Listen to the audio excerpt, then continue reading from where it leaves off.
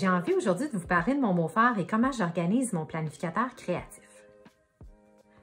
J'ai choisi cette année la reliure Cartable petit format version libre. La première chose que j'ai décidé de faire, c'est de prendre la pochette de vinyle qui est à la fin du planificateur et l'insérer au début, simplement pour protéger les trous de la première feuille. En même temps, je trouve ça vraiment le fun d'avoir un côté rigide là, en commençant le planificateur. Mon mot phare cette année, c'est aérer. Puis, dans mes intentions, c'est d'essayer de prendre de moins en moins de décisions, d'avoir à prendre de moins en moins de décisions dans l'année. Et j'ai donc choisi 6 couleurs de base que je vais utiliser tout au long du planificateur. Je ne me poserai donc pas de questions à chaque semaine quelle couleur je dois prendre, ça va être réglé. Je me suis inspirée des couleurs des onglets Soleil Levant et j'ai choisi dans les encres Giant Key les couleurs mer, vert, corail, rose délicat, maïs et pierre polie. Je me suis fait une petite légende au début du planificateur. Mon planificateur cette année va servir de journal artistique et c'est pour ça que je l'ai choisi en petit format. Je veux l'apporter partout, que ce soit au parc ou dans mes escapades en van. Et l'autre truc que j'ai réalisé, c'est de me préparer une petite boîte avec tous les éléments que j'aime avoir sous la main pour pouvoir être le plus créatif possible, mais sans avoir à porter beaucoup de bagages. Alors, je vous les présente si ça peut vous inspirer. Dans le fond, j'ai une règle, le crayon à mine, aiguisoire, efface. J'ai pris aussi le pen 68 gris qui sert à faire des ombrages pour les illustrations et les étampes. Super pratique. J'ai une encre classique noire, les encres dont je vous ai parlé tantôt. Différentes grandeurs de blocs acryliques qui servent de support aux étampes amovibles. J'ai choisi dans la boîte de crayons aquarellables de Stabilo les mêmes teintes de couleurs. Ça va être super pratique pour colorier par exemple l'illustration du mois. En même temps, j'utilise souvent le pinceau aquarellable, c'est super pratique avec de l'eau dans le tube ici. La brosse à estomper, crayon surligneur. Et le stylo noir Sharpie Pen qui est vraiment le classique à avoir. Ce crayon-là va super bien sur le papier de chaque jour compte. Puis l'encre ne s'étale pas là, sur le papier. Donc, un must à avoir dans la boîte. Et finalement, j'ai l'essuie-tout Clean que j'ai coupé pour pouvoir nettoyer les étampes. Puis ça s'intègre super bien dans le côté gauche de la boîte. Voilà pour ma petite boîte pratique à apporter partout.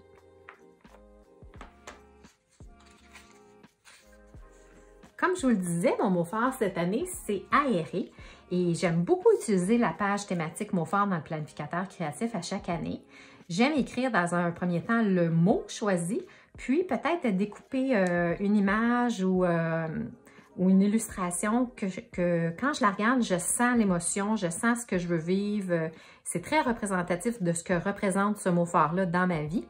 Et moi, je me suis inspirée d'une illustration de l'artiste Shannon Hayes. Je l'ai dessinée sur mon iPad, tout simplement, et après, j'ai pu l'imprimer sur le papier parce que ce qui est pratique avec le cartable, c'est qu'on peut enlever et remettre les pages. J'ai colorié l'illustration avec les surligneurs pastel. J'aime beaucoup colorier avec ces surligneurs-là parce que ça laisse comme un effet de transparence qui allait bien aussi avec le mot que j'avais choisi. J'ajoute toujours la définition du mot, on peut l'avoir dans le dictionnaire, on peut la chercher sur Internet. Dans mon cas, pour le mot aérer, j'ai indiqué rendre moins dense, plus léger, faire entrer l'air, renouveler l'air, s'oxygéner, s'aérer l'esprit, chasser de son esprit les préoccupations. Ici, on a un effet de nuage qui est super chouette à essayer.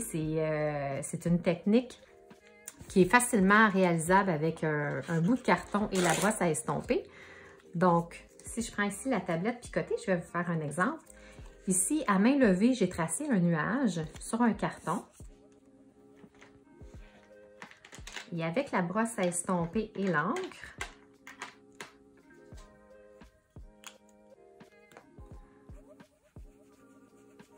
je frotte la brosse sur l'encre.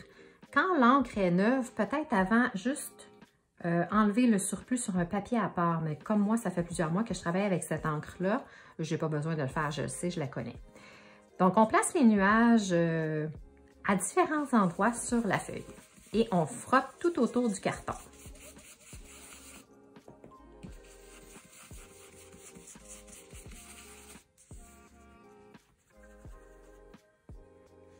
On peut aussi jouer avec la disposition en mettant les nuages un peu plus croches.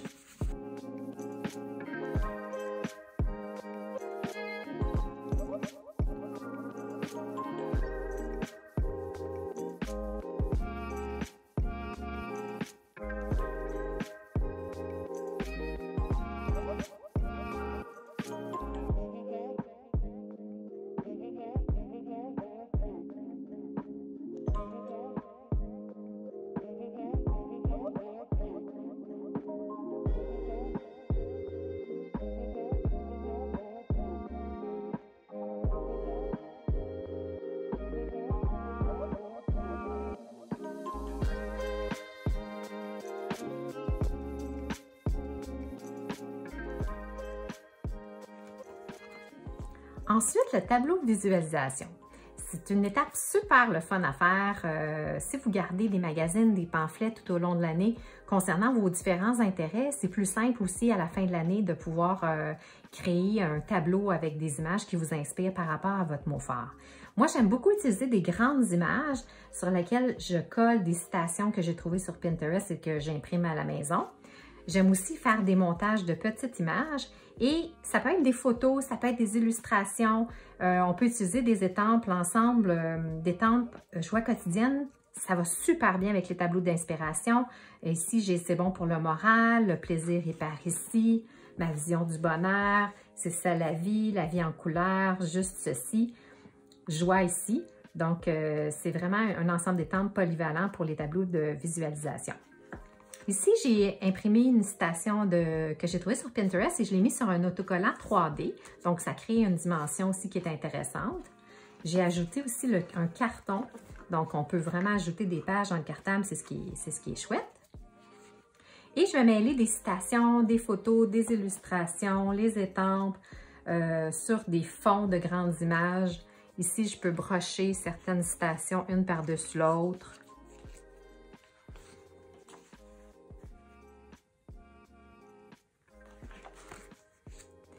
Et ce qui est pratique dans votre planificateur créatif, celle qui l'achète en cartable, dans le cello, il y a des cartons qui servent à assurer une certaine rigidité dans votre paquet de feuilles. Mais ces cartons-là sont super utiles, justement, si vous voulez vous découper une image plein format, si on veut. Ça nous sert de guide pour le découpage. Donc, on va s'assurer de cette façon-là que l'image est exactement sur le bon format du papier.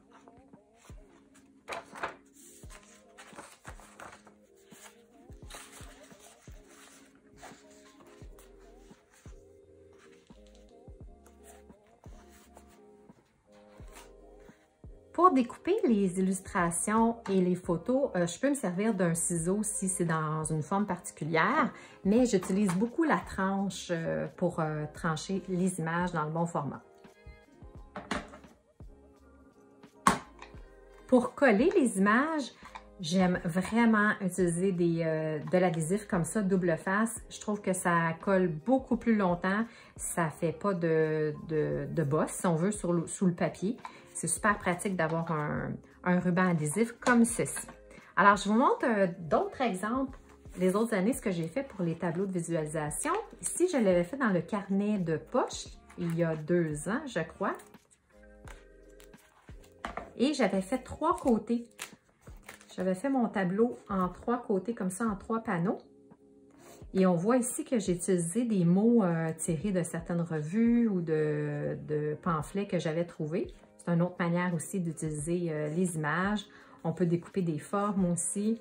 Il faut vraiment suivre son intuition, puis c'est une bonne étape avant de passer directement à ce qu'on souhaite par rapport au mot fort, d'y aller d'une façon plus intuitive avec les images, de découper ce qui nous fait plaisir, ce qui nous fait penser aux mots qu'on va utiliser, avec lesquels on va travailler dans la prochaine année. Ici, j'ai un autre planificateur que j'avais choisi dans le fond en 2019 pour le mot vitalité. Et j'ai découpé des formes, j'ai mis d'autres étampes sur la page. Un autre moyen aussi, si vous ne voulez pas utiliser votre écriture à la main, c'est peut-être d'imprimer des lanières comme ça avec du texte. On peut utiliser des perforatrices de forme. Ici aussi, j'ai utilisé des estampes. Et comme je vous disais, ben, j'aime beaucoup partir d'une grande image, mais après ça, découper certaines formes pour les coller par-dessus. Ici, j'ai vraiment découpé le bureau en tant que tel, mais ça n'allait pas avec l'image de fond. Donc, c'est vraiment de suivre son instinct, de s'amuser, de coller des images qui vous inspirent par rapport à votre mot, par rapport à ce que vous désirez inviter pour l'année qui s'en vient. Parlant de magazines, il y a des magazines, moi je suis abonnée à plusieurs magazines inspirants, dont le Flow. Par contre, la version anglophone n'est plus disponible, mais il y a la version francophone, je crois. Mais c'est des magazines qui sont comme des bijoux, c'est comme des beaux livres, sont dispendieux, mais tellement des belles images inspirantes, des beaux articles, il y a des encarts aussi cartonnés qu'on peut découper. Moi, ça fait au moins 3-4 ans que je suis abonnée à ce magazine-là, puis je commence à découper vraiment ceux qui sont plus anciens parce que c'est vraiment des références pour moi. C'est dur de m'imaginer découper les plus récents que j'ai reçus, mais pour le côté artistique, pour le côté inspirant des images, ça c'est vraiment un très beau magazine, le magazine Flow. Il y a le magazine Happiness aussi que j'aime beaucoup par ses photos qui sont super colorées. Qui inspire le bien-être. Tout dépend de ce que vous voulez attirer à vous, ce que vous avez comme intérêt. Il y a plusieurs magazines thématiques, là, évidemment, qui seront plus portés vers vos propres champs d'intérêt. Mais moi, comme j'aime beaucoup tout ce qui est créatif, artistique, bien-être, c'est les magazines que je préfère sur papier. Ici, on a le Uppercase. Uppercase qui est un magazine canadien aussi qui présente plein d'artistes, mais les images sont juste vraiment inspirantes pour la créativité. Et ça aussi, c'est difficile de mettre le ciseau dans ces magazines-là, mais quand ça fait plusieurs années qu'ils sont sur la tablette, je me le permets aussi. Un autre magazine, Breathe, je ne sais pas si ça existe encore parce qu'il y a beaucoup de déclinaisons de ce genre de magazine-là. Il y a le magazine Calm, il y a le magazine Planet Mindful, si je ne me trompe pas. Donc, c'est ça, sur la pleine conscience, la créativité et tout ça. Donc, plein d'illustrations qu'on peut découper des formes, des couleurs, super inspirant aussi. Une autre option, c'est d'utiliser l'application Libby, où on peut télécharger plusieurs magazines numériques. Et ça, c'est vraiment, vraiment inspirant. Il y a plus de 3000 magazines. Moi, je suis abonnée à plusieurs d'entre eux directement dans cette application-là. Donc, à chaque mois, quand il y a un nouveau numéro, je reçois une alerte. Vous pouvez avoir accès à ces magazines numériques-là avec l'abonnement à la Bibliothèque et Archives nationales du Québec. Je crois que l'abonnement peut être fait en ligne et c'est gratuit. Ça vous permet d'avoir accès, par exemple, à l'application Libby et tous ces merveilleux magazines.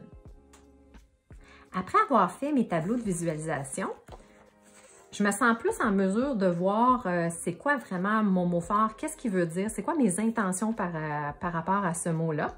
Et j'ai décidé de créer une page thématique avec l'ensemble les 19 étampes de l'ensemble mot fort, le nouvel ensemble, ce qui comprend dans le fond un cercle comme ceci où on peut changer le mot à l'intérieur. Donc, suivi de mon mot fort, ça peut être mes intentions, ça peut être mes émotions, mon progrès, ça peut être mon bilan, donc plusieurs trucs qu'on peut changer comme titre. Et ensuite, il y a plusieurs petits mots comme j'ai envie de. Parce que les intentions, pour moi, j'aime moins y aller dans un objectif dans le fond, dans les objectifs, me donner des objectifs. J'ai plus le goût de dire qu'est-ce que j'ai envie d'inviter, dans le fond, par rapport à ce mot fort-là, et aller plus dans un élan d'inspiration, si on veut. Donc, j'ai envie de plus, il y a un petit plus dans l'ensemble des tempes, puis on pourrait faire une colonne aussi, j'ai envie de moins, et indiquer qu'est-ce qu'on veut moins dans notre vie, qu'est-ce qu'on veut plus inviter dans notre vie par rapport à ce mot fort-là. Ici, j'ai mis un peu les grandes lignes là, des intentions que j'ai, mais après, je les ai plus détaillées. J'entre pas dans les détails de mes actions, c'est vraiment plus une question de définir un peu pourquoi je veux ce mot-là, c'est quoi mes intentions par rapport au mot fort que j'ai choisi. J'utilise aussi l'étampe « Je garde le cap » sur mon mot fort pour toutes les pages thématiques par rapport au mot fort. On l'a trouvé dans le calendrier de l'Avent de l'année 2021. Côté créatif, ça a été fait au-dessus ici avec le pochoir fioriture. Et je trouve que c'est le fun, l'ensemble mot fort, puis la représentation du mot fort, d'y aller aussi avec avec l'océan, avec la mer, avec les mouvements de l'eau. Donc, avec les petites vagues, c'est super intéressant. Ici, je trouve vraiment que ça fait un mouvement de vagues. Et le petit mot phare aussi, la petite illustration de mot phare, tout va bien ensemble, disons. Alors ça, c'est une page thématique que j'ai fait pour les intentions et chaque mois, je vais vraiment faire un suivi sur mon mot phare et c'est cet ensemble d'étampes-là que je vais me servir pour faire un bilan de comment j'avance, quelles sont mes réflexions, quels sont mes progrès, les défis que j'ai rencontrés pour être sûre de ne pas perdre de vue le mot phare que j'ai en tête pour toute l'année. Côté créatif, à gauche, c'est un fond de page, c'est un motif de fond style mix média que j'ai fait avec le nouveau plateau gel. Le plateau gel, c'est extraordinaire, c'est magique. Chaque création avec le plateau gel nous amène dans un univers différent. Il n'y a pas deux créations qui sont pareilles. Et ce qui est la beauté de la chose, c'est que ça s'utilise avec le matériel qu'on a à la maison. Donc déjà les encres, les étampes, les pochoirs. Deuxième point positif, c'est que ça ne gondole pas les pages, ça devient sec immédiatement et tout se fond dans une espèce d'ensemble comme de peinture. C'est vraiment, vraiment extraordinaire comme technique et j'ai vraiment le plaisir de vous montrer comment ça fonctionne.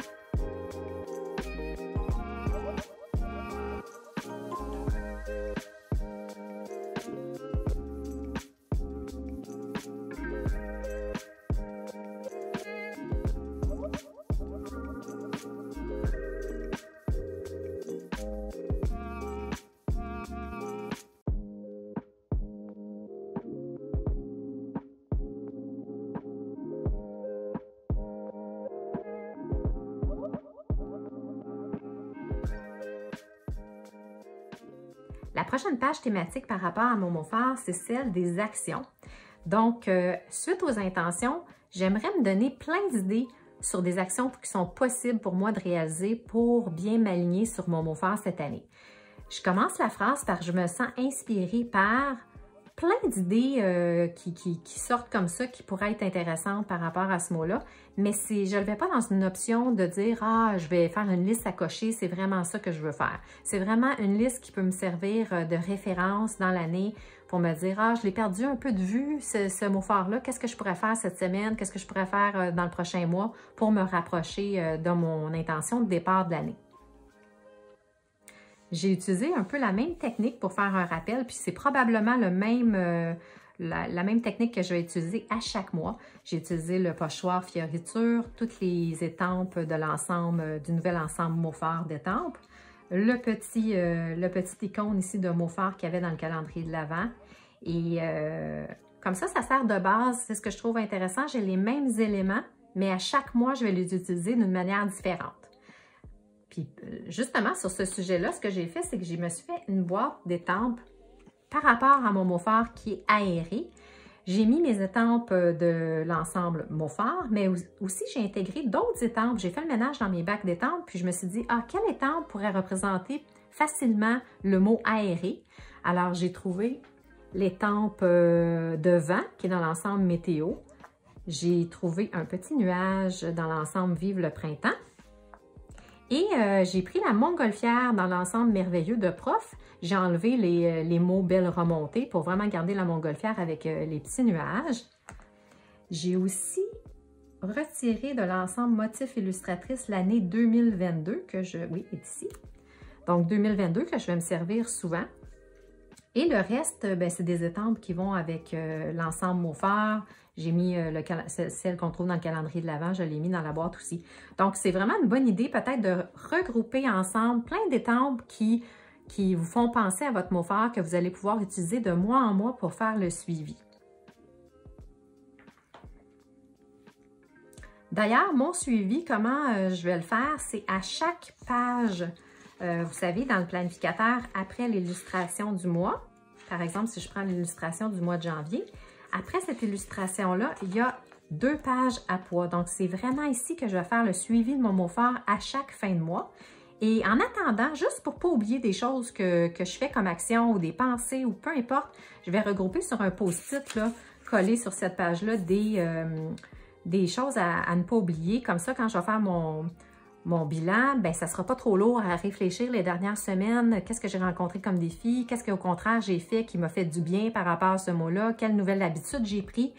Donc, ça, c'est un petit mémo pour en attendant de faire le rituel de suivi. Puis d'ailleurs, le rituel, moi, j'ai l'intention quand même de le mettre à l'agenda pour me dire, bon, mettons à chaque 30 ou 31 du mois, je me garde un 2 heures pour mêler créativité et bilan, réflexion par rapport au mot phare pour ne pas le perdre de vue parce qu'on s'entend que c'est ça qui est difficile. Au début, on est emballé, on y pense, on fait plein de nouvelles habitudes, on prend des actions, mais rendu au mois de mai, au mois de mai, juillet, septembre, on dirait qu'on l'a complètement perdu de vue.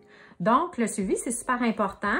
Moi, c'est quelque chose que j'essaie cette année avec cet ensemble d'étampes-là. Mais vous pourriez le faire aussi si c'est trop pour vous à chaque mois. Peut-être vous fixer justement l'intention de le faire à chaque saison ou à chaque 4 mois ou peu importe, ou une fois au mois de juin à mi-année. Donc, ça peut être des façons de garder vraiment le focus sur votre mot que vous avez choisi au début de l'année. Une autre page thématique que j'ai fait pour garder l'œil sur le mot phare, c'est une espèce de rayonnement, si on veut, de rayon. À chaque mois, j'ai utilisé les 12 mois de l'année, à chaque mois, je note une situation ou un moment ou quelque chose que j'ai fait, une action, peu importe, par rapport à mon mot phare. À la fin de l'année, c'est super motivant et gratifiant de voir qu'on a évolué pendant toute l'année puis qu'on n'a pas perdu de vue nos intentions qu'on a écrites au début du planificateur. Alors, vous voyez, là, j'ai utilisé justement l'étampe pour le mot aéré, l'étampe de vent, et j'ai encore réutilisé l'étampe qu'il y avait dans le calendrier de l'Avent. Je garde le cap sur mon mot phare.